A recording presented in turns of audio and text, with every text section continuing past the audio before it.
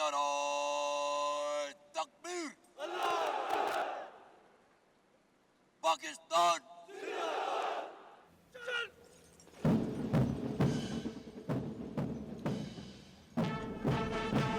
पाकिस्तान का सब्ज़ हिलाली परचम थामे ये बावकार दस्ता जिसकी क़यादत मेजर तैयब दस्तगीर कर रहे हैं मार्च करते हुए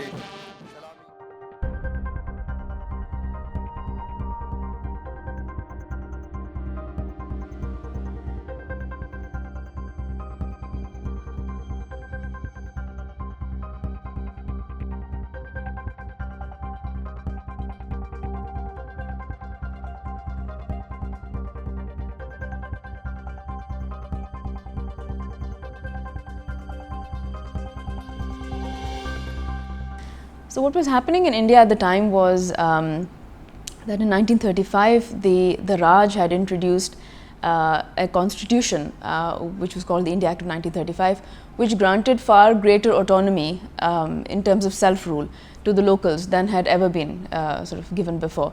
And it envisaged a central government which would be run by the locals. This central aspect was never actually put into, it was never implemented. So this was sort of the India Act of 1935 was then implemented in 1937 when the elections were held.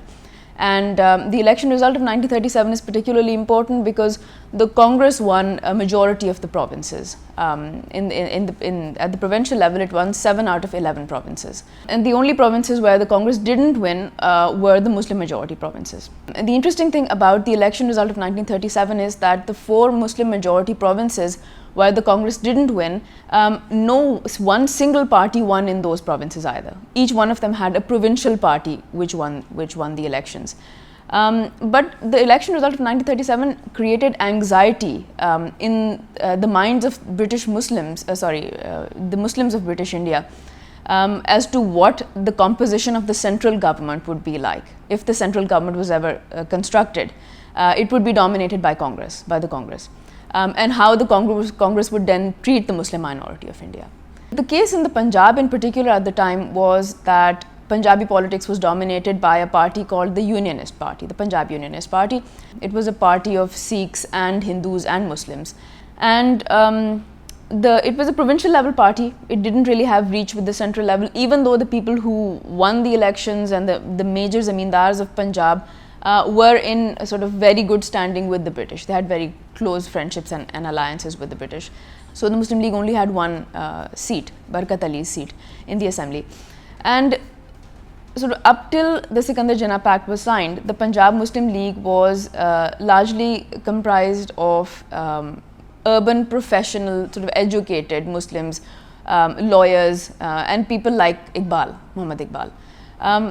It didn't have that sort of landlord element. The landlords tended to be part of the Unionist Party.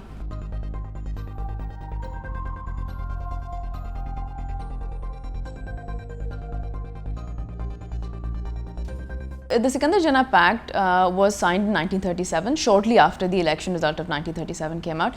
And it was basically a pact between Sikander Hayat, who was the leader of the Unionist Party, and Jinnah. And at the most basic level, the pact stipulated that all Muslim members of the Unionist Party would thenceforth be members of the Muslim League as well. The main implication of the pact was that the Muslim members of the Unionist Party were now affiliated with a national level Muslim party. So in a way, it kind of gave reach to the Muslim members of a provincial party at the national level. But in another way, it also sort of institutionalized religious divisions within a cross-communal party. In a party where religious affiliations had not been important. They had been of secondary importance compared to the class affiliation.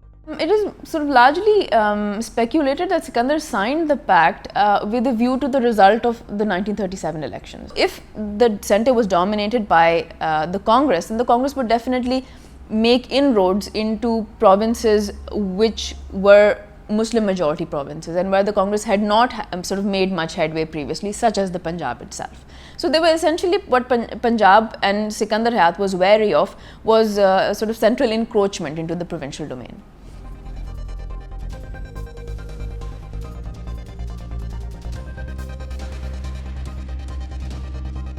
So in 1939, Sikandar decided to come up with his own sort of federal solution and sort of an alternative to the federal aspect of the India Act of 1935.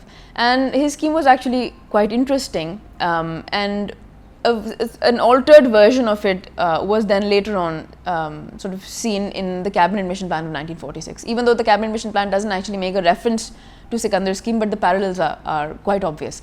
So what the scheme basically envisaged was that British India would be carved into 7 parts, 7 zones. He called them regions or zones. And the 7 zones were basically this. The first one was Bengal and Assam. The second one was Bihar and Orissa. The third one was UP and UP states, United Provinces and its states, associated states. When I say states, I mean princely states. The fourth one was Madras and Travancore and Madras states. Fifth zone was Bombay and Hyderabad and Bombay states. The sixth zone was Rajputana, which is basically present day Rajasthan, and CP, central provinces. And the seventh zone, which is relevant to us, was NWFP Punjab, Balochistan, Sindh and Kashmir. And some of the associated states, जो पंजाब के associated states थे. So एक unit का अपना legislature होगा, हर unit का, पंजाब का अपना, NWFP का अपना, सिंध का अपना, जैसे प्रोविंशियल असेंबली है, और उसके बाद फिर एक रीजनल लेजिस्लेचर होगा, हर जोन का अपना लेजिस्लेचर होगा. So that's 7 different zones, 7 different legislatures. And then there would be a central legislature, which would be the federal center that we are referring to. And the federal legislature would be sort of elected from the regional representatives. The powers that would be that the center would have would be things like external affairs, defense, currency, communications, which includes postage and railways and stuff. So things that the center absolutely has to take care of. And all the other powers were given to the zones. And even within the zones could only implement decisions for all the units if a majority of the units wanted them to. So the fact that he is sort of bunching the Muslim majority areas into zones and then giving more autonomy and more power to the zonal level and then the unit level rather than the central level shows that he is wary of sort of possible British possible Congress domination. The other aspect of his scheme was that the executive branch would be handled by the British. So the Governor General would have sort of ultimate say and ultimate control, and the Governor General would have a council in which members would be taken from the regional level. And so the British connection was absolutely indispensable. He didn't actually envisage a free India. He wanted the British to stay there as sort of an umpire, or a sort of check on possible Congress domination of Muslim majority areas.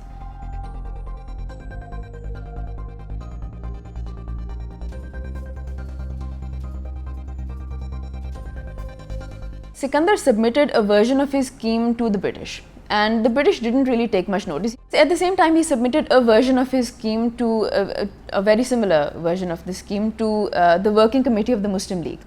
And the Working Committee of the Muslim League sort of changed it a little bit.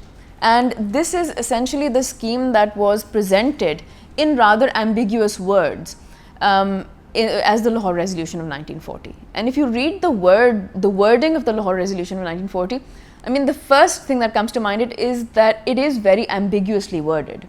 The second thing that one must notice that the reference to the word states rather than state, because it doesn't talk about a Muslim majority state as being sort of the future of the Muslims of India. It talks about states, and it refers to the language that you can see in Sikandar's schemes. It refers to the words units, regions.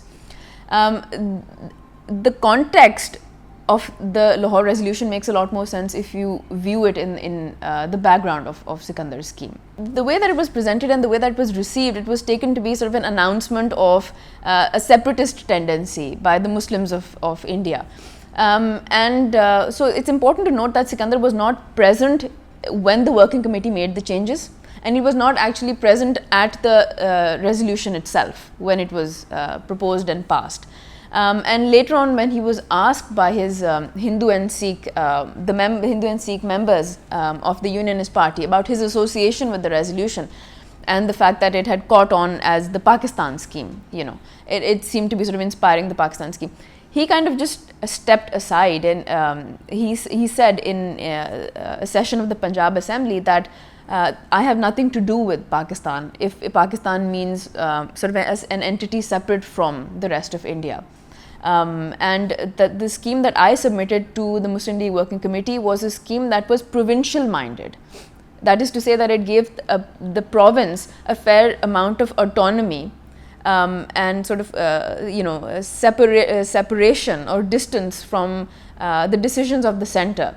And it was turned into a communal minded scheme. It was turned into a religious scheme. That was not my intent.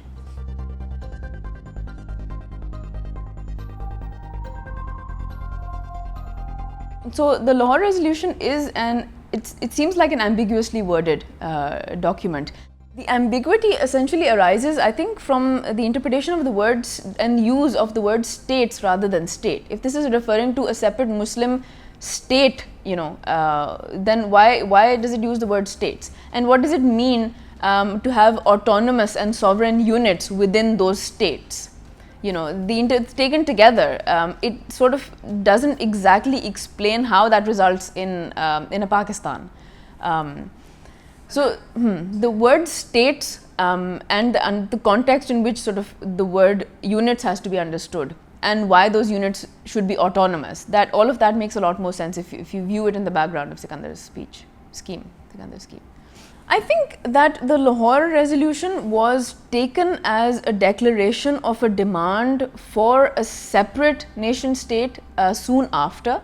It was not declared to be so by Sikandar or even by Jinnah. It was, I think, the momentum was carried on by the masses. But it doesn't really gain momentum literally until all the way just before the elections of 1946. I think that's when sort of the Muslim League suddenly becomes quite popular as the best option for Muslims, given the fact that the British have announced that they're going to leave India.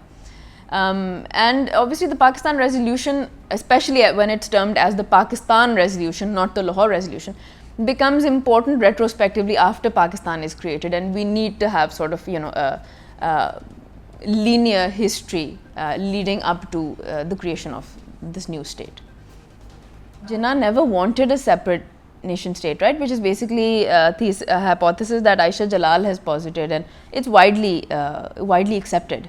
That what Jinnah essentially wanted was parity at the centre, 50% say for Muslims at the centre, and he wanted maximum provincial autonomy. Which explains why he agreed to the cabinet mission plan, because the cabinet mission plan envisaged a very restricted centre, a centre with very restricted powers, and maximum provincial autonomy, and also regions, demarcated regions. I think the relevance of the 23rd March is more retrospective than it was at the moment, at that time. Firstly, and secondly, that it came to be, whether it was intended to be or not, it came to be sort of interpreted as the moment where the Muslim League puts forth a coherent demand for a separate Muslim nation state. Whether it was precisely that or not remains to be answered.